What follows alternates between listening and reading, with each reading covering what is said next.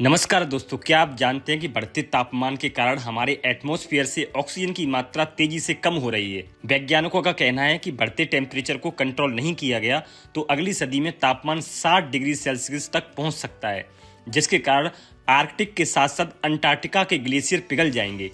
Glacier पिघलने से पूरी दुनिया में समुद्र का जल स्तर बढ़ जाएगा, जिसके कारण समुद्र के किनारे बसे शहर और दुनिया भर के तमाम आइलैंड डूब जाएंगे। दोस्तों, आज की इस वीडियो में हम क्लाइमेट चेंज के बारे में डिस्कस करेंगे। क्लाइमेट चेंज एक ग्लोबल फिनोमेनन है जिसने हाल के वर्षों में हमारे इकोसिस्टम, वेदर पैटर्न और मानव समाज पर इसके गहरे इम्पैक्ट के कारण हमारा ध्यान आकर्षित किया है। दोस्तों, इस वीडियो में हम कई बार क्लाइमेट चेंज वर्ड का इस्तेमाल करेंगे। सबसे पहले आपको ये समझना होगा कि क्लाइमेट और वेदर दोनों में डिफरेंस क्या है। दोस्तों, क्लाइमेट और वेदर दोनों के एलिमेंट्स जैसे temperature, atmospheric pressure, wind, humidity and precipitation एक ही होते हैं। जब हम किसी पार्टिकुलर एरिया के वेदर की बात करते हैं तो हम उस एरिया के किसी स्पेसिफिक टाइम पर उस एरिया की क्या अवस्था है, जैसे उस एरिया का जो दिन है वो गर्म है या ठंडा है, हवादार है या शांत है, आसमान बादलों से घिरा हुआ है या साफ है, ह्यूमिड है या शुष्क है, तो उस अवस्था को हम उस एरिया का वेदर कहते हैं।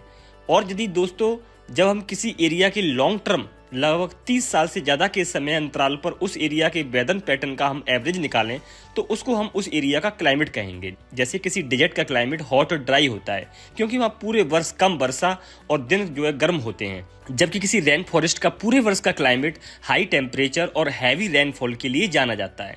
जैसे भारत की जलवायु को मानसूनी जलवायु कहा जाता है।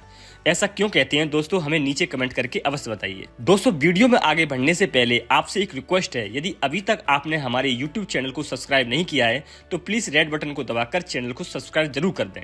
इससे हमें आपके लिए ऐसी इंफॉर्मेटिव वीडियो बनाने का मोटिवेशन मिलता है। दोस्तों, ये आपके लिए बिल्कुल फ्री है। दोस्तों, क्लाइमेट चेंज का तात्पर्य टेम्परेचर और वेदर पैटर्न में एक दीर्घकालिक बदलाव से है। 1800 के दशक से ह्यूमन एक्टिविटीज क्लाइमेट चेंज का मुख्य कारण रही है, मुख्य रूप से कोयला, तेल, गैस जैसे जीवाश्म ईंधन के जलने के कारण। दोस्तों, पूरी दुनिया में अधिकांश बिजली पैदा करने के लिए अभी भी फॉसिल फ्यूल जैसे कोयला, तेल, गैस जलाया जाता है, जिनसे कार्बन डाइऑक्साइड और नाइट्रस ऑक्साइड जैसी शक्तिशाली ग्रीन हाउस गैसें उत्सर्जित होती हैं, जो पृथ्वी को चारों ओर से ढक देती हैं और सूरज की गर्मी को एब्जॉर्ब कर लेती हैं, जिससे पूरी दुनिया का टेम्परेचर बढ़ता है।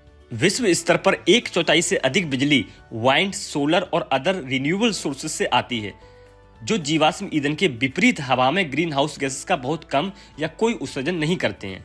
दोस्तों, सीमेंट, लोहा, स्टील, इलेक्ट्रॉनिक्स, प्लास्टिक, कपड़े और अन्य सामान बनाने के लिए ऊर्जा का उत्पादन करने के लिए फैक्ट्रियों में और मैन्युफैक्चरिंग इंडस्ट्री में जीवाश्म ईंधन को जलाया जाता है, जिससे ग्रीन हाउस गैसेस का उत्सर्जन होता है। मैन्युफैक्चरिंग इंडस्ट्री दुनिया भर में ग्रीन हाउस गैस उत्सर्जन में सबसे बड़े योगदानकर्ताओं में से एक है। खेतों या चारागाहों को बनाने के लिए या फिर किसी अन्य कारणों के लिए जंगलों को काटने से कार्बन डाई गैस का उत्सर्जन होता है, क्योंकि जब पेड़ों को काटा जाता है तो वे अपने द्वारा स्टोर की हुई कार्बन डाइऑक्साइड छोड़ते हैं। हर साल लगभग 12 मिलियन हेक्टेयर जंगल नष्ट हो जाते हैं, क्योंकि जंगल कार्बन डाइऑक्साइड को एब्जॉर्ब करते हैं हमारे एटमॉस्फेयर से। इसलिए इन्हें नष्ट करने से कार्बन डाइऑक्साइड को वायुमंडल से एब्जॉर्ब करने की हमारे एनवायरमेंटल की क्षमता भी कम हो जाती है। अधिकांश कारें, ट्रक, जहाज और विमान जीवाश्म ईंधन पर चलते हैं, जिसके कारण यह ट्रांसपोर्टेशन को ग्रीन हाउस गैसों को विशेषकर कार्बन डाइऑक्साइड उत्सर्जन का एक प्रमुख योगदानकर्ता बना देता है। कार्बन डाइऑक्साइड उत्सर्जन का लगभग 1/4 हिस्सा ट्रांसपोर्टेशन से होता है। दोस्तों, विश्व स्तर पर रेजिडेंशियल और कॉमर्शियल बिल्डिंग आदि से अधिक बिजली की खपत करती है, क्योंकि वे हीटिंग और कूलिंग के लिए कोयला, तेल, प्राकृतिक गैस का उपयोग करना जारी रखते हैं। इसलिए वे महत्वपूर्ण मात्रा में ग्रीन हाउस गैस उत्सर्जन करते हैं। हीटिंग और कूलिंग के लिए ऊर्जा की बढ़ती मांग, एयर कंडीशनिंग के बढ़ते उपयोग के साथ साथ लाइटिंग और इलेक्ट्रिकल अप्लायंसेस के लिए बिजली की खपत में वृद्धि ने हाल के वर्षों में इमारतों से ऊर्जा से संबंधित कार्बन डाइऑक्साइड उत्सर्जन में वृद्धि में योगदान दिया है। यही नहीं दोस्तों, आपका घर और बिजली का उपयोग, आप कैसे घूमते हैं, आप क्या खाते हैं और कितना फेंकते हैं, ये सभी ग्रीन हाउस गैस उत्सर्जन में योगदान करते हैं। इसी तरह कपड़े, इलेक्ट्रॉनिक्स और प्लास्टिक जैसी वस्तुओं की खपत बढ़ने से भी ग्रीन हाउस गैसों का उत्सर्जन बढ़ता है। वैश्विक ग्रीन हाउस गैस उत्सर्जन का एक बड़ा हिस्सा निजी घरों से जुड़ा हुआ है। हमारी जीवन शैली का हमारे ग्रह पर गहरा प्रभाव पड़ता है। सबसे बड़ी जिम्मेदारी अमीर लोगों पर है। पूरी दुनिया के 1% अमीर पूरी दुनिया के 50% गरीबों के बराबर कार्बन गैसों का उत्सर्जन करते हैं। दोस्तों अब हम क्लाइमेट चेंज के कारण हमारे ग्रह पर होने वाले इफेक्ट्स के बारे में बात करेंगे। दोस्तों जैसे जैसे ग्रीन हाउस गैसों की सांद्रता बढ़ती जा रही है वैसे वैसे वैश्विक स्तर पर तापमान भी बढ़ता जा रहा है। आप पिछले दशक 2011 से 2020 को ही ले लीजिए, जो कि रिकॉर्ड पर सबसे गर्म दशक रहा था। 1980 के दशक के बाद से प्रत्येक दशक पिछली दशक की तुलना में अधिक गर्म रहा है। लगभग सभी लैंड एरियाज में अधिक गर्म दिन और लू चल रही हैं। हायर टेम्परेचर गर्मी से संबंधित बीमारियों को बढ़ाता है और आउटडोर में करने वाले कामों को करना और जटिल बना देता है। जब परिस्थितियां अधिक गर्म होती हैं तो जंगल की आग अधिक आसानी से लगती है और अधिक तेजी से फैलती है। आर्कटिक में तापमान वैश्विक औसत से कम दोगुनी तेजी से बढ़ रहा है। कई क्षेत्रों में तो विनाशकारी तूफान अधिक तीव्र और फ्रिक्वेंटली बार बार आते रहते हैं। जैसे जैसे तापमान बढ़ता है अधिक मात्रा में नमी वाष्प बनकर ऊपर उड़ती है, जिसके कारण अधिक वर्षा और बाढ़ की स्थिति बढ़ जाती है, जिससे अधिक विनाशकारी तूफान आते हैं। ट्रॉपिकल तूफानों की फ्रिक्वेंसी और सीमा भी गर्म होते महासागरों से प्रभावित होती है। साइक्लोन, हरिकेन्स, टाइफून समुद्र की सतह पर गर्म पानी पर फीड करते हैं। ऐसे तूफान अक्सर घरों और पूरे समुदायों को नष्ट कर देते हैं, जिससे मौतें होती हैं और भारी आर्थिक नुकसान पहुंचता है। क्लाइमेट चेंज के कारण पानी की अवेलेबिलिटी बदल रही है, जिससे अधिक क्षेत्रों में इसकी कमी हो रही है। ग्लोबल वार्मिंग के कारण पहले से ही पानी की कमी वाले क्षेत्रों में पानी की कमी हो गई है और इससे कृषि सूखे का खतरा बढ़ गया है, जिससे फसलों पर असर पड़ रहा है और पारिस्थितिक सूखे से हमारे इकोसिस्टम की कमजोरी बढ़ रही है। सूखे से विनाशकारी रेत और धूल भरी आंधियां भी उठ सकती हैं, जो अरबों टन रेत को महाद्वीपों में ले जा सकती है। रेगिस्तानों का विस्तार हो रहा है, जिससे भोजन उगाने के लिए भूमि कम हो रही है। कई लोगों को अब नियमित आधार पर पर्याप्त पानी न मिलने के खतरे का सामना भी करना पड़ रहा है। दोस्तों महासागर ग्लोबल वार्मिंग से उत्पन्न अधिकांश गर्मी को सोख लेते हैं। पिछले 2 दशकों से समुद्र की सभी गहराइयों में समुद्र के गर्म होने की दर में भारी वृद्धि हुई है।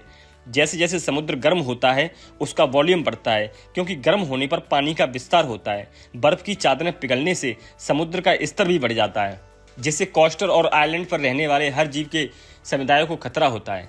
इसके अलावा दोस्तों महासागर वायुमंडल से कार्बन डाइऑक्साइड को एब्जॉर्ब करते हैं, लेकिन अधिक कार्बन डाइऑक्साइड समुद्र को अधिक एसिडिक बनाती है, जो समुद्री जीवन और मूंगा चट्टानों के लिए खतरे का काम करती है।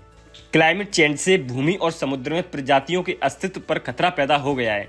जैसे जैसे टेम्परेचर बढ़ता है ये जोखिम भी बढ़ते हैं। क्लाइमेट चेंज के कारण विश्व में दर्ज मानव इतिहास में किसी भी अन्य समय की तुलना में 1000 गुना अधिक दर से प्रजातियां नष्ट हो रही हैं। अगले कुछ दशकों में 10 लाख प्रजातियों के विलुप्त होने का खतरा है। जंगल की आग, एक्सट्रीम वेदर कंडीशन और आक्रामक कीट और बीमारियां क्लाइमेट चेंज से संबंधित कई खतरों में से एक हैं। कुछ प्रजातियां स्थानांतरित होने और जीवित रहने में सक्षम होंगी, लेकिन बाकी नहीं होती हैं। क्लाइमेट में लगातार परिवर्तन, एक्सट्रीम वेदर की घटनाओं में वृद्धि, वैश्विक स्तर पर हंगर और पुअर न्यूट्रिशन में वृद्धि के कारणों में से एक है। मत्स्य पालन, क्रॉप्स, लाइव स्टॉक नष्ट हो सकते हैं या कम उत्पादक हो सकते हैं। समुद्र के अधिक एसिडिक होने से अरबों लोगों के भोजन देने वाले समुद्र संसाधन खतरे में हैं। कई आर्कटिक क्षेत्रों में बर्फ और बर्फ के आवरण में बदलाव ने पशुपालन, शिकार और मछली पकड़ने से खाद्य आपूर्ति तक को बाधित कर दिया है। हीट स्ट्रेसेस चराई के लिए पानी और कई घास के मैदानों को कम कर सकता है, जिससे फसल की पैदावार घट सकती है और पशुधन लाइव स्टॉक प्रभावित हो सकता है। जलवायु परिवर्तन पूरी मानव सभ्यता के सामने सबसे बड़ा स्वास्थ्य खतरा है।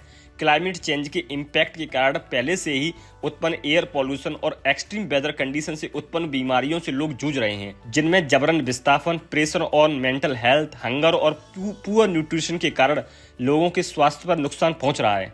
पूरी दुनिया में हर साल एनवायरमेंटल फैक्टर लगभग 13 मिलियन लोगों की जान ले लेते हैं। जलवायु परिवर्तन उन कारकों को बढ़ाता है जो लोगों को गरीबी में डालते हैं। बाढ़ शहरी झुग्गियों को बहा ले जाती है, लोगों के घर और आजीविका को नष्ट कर देती है। गर्मी के कारण बाहरी नौकरियों में काम करना मुश्किल हो जाता है। पानी की कमी से फसलें प्रभावित हो जाती हैं।